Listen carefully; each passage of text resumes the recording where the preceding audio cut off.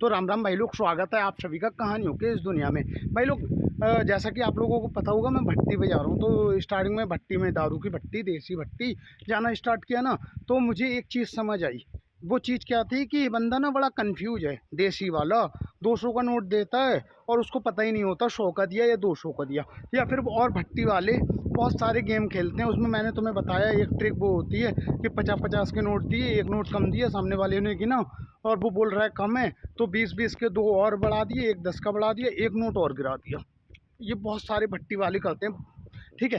पर मैं भाई इन सब के खिलाफ था हमेशा से। मेरे को ना बेईमानी नहीं करनी किसी की।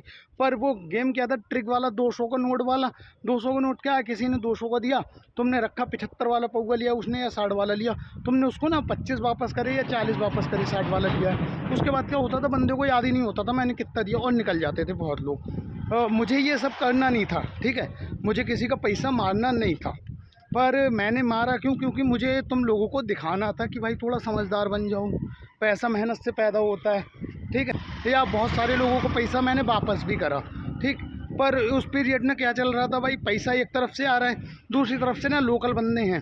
लोकल बंदे अगर 5 रुपये उधार कर रहे हैं कोई दिक्कत नहीं, 10 रुपये उधार कर रहे हैं कोई दिक्कत नहीं। क्योंकि मेरा मानना था अगर 100-200 300 500 रुपये आ रहे हैं ऊपर से, तो 50-100 बढ़ जा रहे हैं लोकल में दुकानदारी बढ़ाने के लिए। और बिजनेस का यही नियम होता है भाई, इकट्ठा करना पड़ता है लोगों को।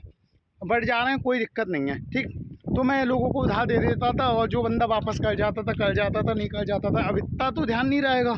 हाँ, मोटा मोटा पैसा तो ध्यान रहता है, किसी पे 100 है किसी पे 200 है, वो तो ध्यान रहते हैं। पर 5-10 वाले ध्यान नहीं रहते, ठीक है।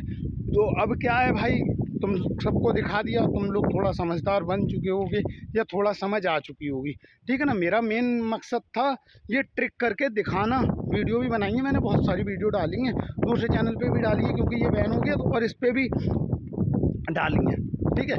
तो अब क्या हुआ भाई लोग, अब मेरे को नहीं लगता यार किसी का, देखो बेईमानी करके तुम या किसी के पैसे मार के, हो सकता है तुम अच्छा खाना खा लो, अच्छी ज़िंदगी जी लो, पर सनातन कहाँ है? जिस सनातन की हम बात करते हैं, ठीक है, वो सनातन कहाँ है? तो भाई इस टाइम ना मैं बिल्कुल ईमानदारी से नौकरी कर रहा हूँ। अगर और नौकरी करनी नहीं है भाई, नौकरी गुलामी नहीं करनी किसी की, पर मैं नौकरी इसलिए कर रहा हूँ क्योंकि सब्जी वाले की औलाद हूँ मैं। मेरे बाप पे इतना पैसा नहीं है कि मैं जो बोलूँ कि पापा ये करना है और बाप करवा दें। सब अपनी मेहनत से अपनी दम से ही करना पड़ेगा। तो इसलिए भाई मैं नौकरी कर रहा हूँ, ठीक है, पैसा इकट्ठा करने के लिए। पैसा इकट्ठा होएगा फिर अपना व्यापारी करना है, अपना बिजनेस ही करना है।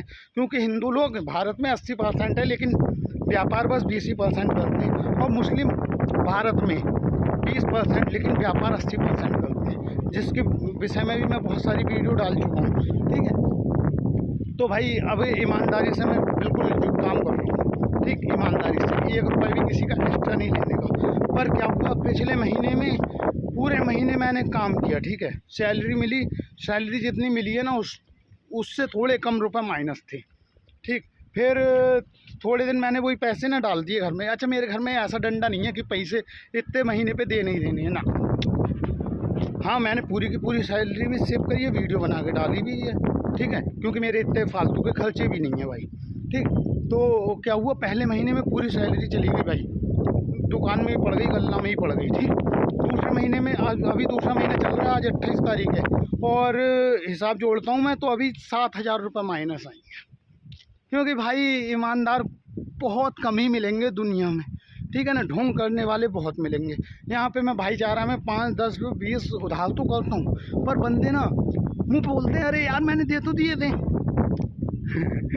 तो भाई ये उधार वाली बकचोदी बंद करनी पड़ेगी। कल मयंक भैया को भी बोला मैंने, भाई मैं उधार नहीं दूंगा किसी को 1 पैसा भी, ठीक है। और दारू की भट्टी पे होता ही नहीं होता भी नहीं है। पर मेरे हिसाब से यार अगर 200-300 आ रहे थे जो कि लाने नहीं थे हाँ, वीडियो बनाई, बार बार दिखाया मैंने कि भाई थोड़ा समझदार बनो, थोड़ा समझदार बनो। तो आज मैं तुमको बता दूं, सनातन के रास्ते पे चलने में ना बहुत दुविधाएं होंगी। अभी यही ना मैं लोगों के पैसे मार रहा होता, ठीक है ना, लोगों के पैसे मार रहा होता, 200-300 आते, ठीक है, 200-300 आते लोकल बंदू पे 5-5 करके 10 के मान लो, 20 के मान लो, 300 आए एक दिन में, 100 रुपये उधार हो गए।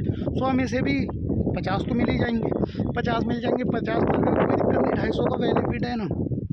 ठीक, ये होता बेईमानी करके है ना। हालांकि सामने वाला चूतिया है, वो उसे यही नहीं पता मैंने 100 का दिया या 200 का दिया, पर बेईमानी तो बेईमानी है भाई। और दिल रोता है यार जब किसी के साथ गलत होता है तो उसका, और उसकी हाय तुम्हें लेके डूब सकती है कभी भी। तो भाई मैं बिल्कुल ईमानदारी से अब काम कर रहा हूँ, और थोड़ा भैया से बोला है सैलरी बढ़ाने का, तो सैलरी देखते हैं बढ़ाते हैं नहीं, फ़िलहाल पैसा किसी का नहीं मारना है, ठीक है।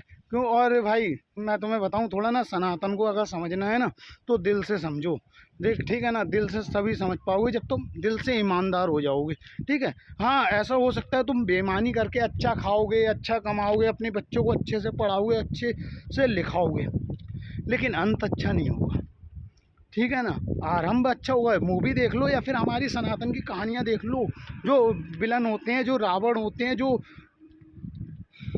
दानव होते हैं, ठीक है, उनका क्या होता है, शुरू से एंड तक उन्होंने अत्याचार पे अत्याचार, लोगों के साथ अत्याचार पे अत्याचार किया है। अंत में क्या होता है भाई, जब उनका पाप का घड़ा हल्के हल्के हल्के हल्के भरता है, जब फुल भर जाता है ना तो वो टूटता नहीं है, फट जाता है, ठीक है ना। तो अपने पाप के घड़े मत भरो सनातनी भाइयों, दिल से सनातनी बनो, ठीक है ना। और दिल से सनातनी जब ही बन पाओगे जब ईमानदारी के साथ अपनी ज़िंदगी जीना शुरू करोगे, क्योंकि हमारे सनातन में यही है भाई, भगवान की दुआ से जो है वो खाएंगे, हम खुश रहेंगे, ठीक है ना। क्योंकि खुशी पैसे से नहीं मिलती, खुशी मिलती है सामने वाला तुम्हें इज्जत दे, ठीक है ना, तुम सामने वाले को इज्जत दो, सामने वाला तुम्हारी पीठ पीछे भी बोले कि ये लड़का बहुत बढ़िया है, खुशी उस चीज़ से मिलती है। मैं हाँ लोगों के पैसे जब मार भी रहा था ना, तब भी मैं शक्ल देखता था, ये बंदा अगर परेशान है या गरीब है, दे देता था, दे देता था। क्योंकि भाई किसी का दिल मत दुखाओ, क्योंकि दिल दुखाना बहुत, पहले के टाइम में ना इंसान दिल दुखाने से बहुत परहेज करता था। क्यों, क्योंकि पहले के ज़माने में ना श्राप दिया जाता था, और श्राप क्या होता है, जब इंसान ना दिल से कोई, दिल से भावुक होकर कोई दुआ या बद्दुआ दे, उसे श्राप बोलते हैं। दुआ नहीं भाई, दुआ तो आशीर्वाद हो जाएगी, बद्दुआ देना कोई भावुक होके दिल से, उसे श्राप बोलते हैं। तो किसी का श्राप मत लो, सनातन के रास्ते पे चलो भाई, मंजिल भी मिलेगी, जीने का मज़ा भी आएगा। एकदम से पर्वत नहीं चढ़ पाओगे, हौले हौले चढ़ोगे, ठीक है, हौले हौले सनातन के साथ चलो, कामयाब रहोगे और सक्सेस मिलेगा, ठीक है। और बाकी भाई मैं बताऊं तुम्हें, बाकी मैं बताऊं भाई, मेहनत करते रहो, मेहनत करते रहो, क्योंकि भाई कुछ नहीं बोलता, ठीक है ना, कुछ नहीं बोलता, बोलती है तुम्हारी मेहनत, ठीक है ना।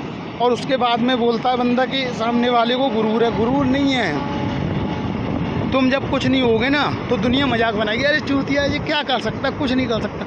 और अगर तुम ऊपर बढ़ गए ना तो वही बोलेंगे, अरे मुझे पता था भाई, मेरा भाई है, ये स्टेटस लगाएंगे, ऐसे ऐसे लोग स्टेटस लगाएंगे तुम्हारे ना, जो तुम्हारे लिए उल्टा सीधा बोलते हैं कि ये कुछ नहीं कर सकता, ये कुछ कर ही नहीं पाएगा, ठीक है, वो लोग तुम्हारे स्टेटस लगाएंगे।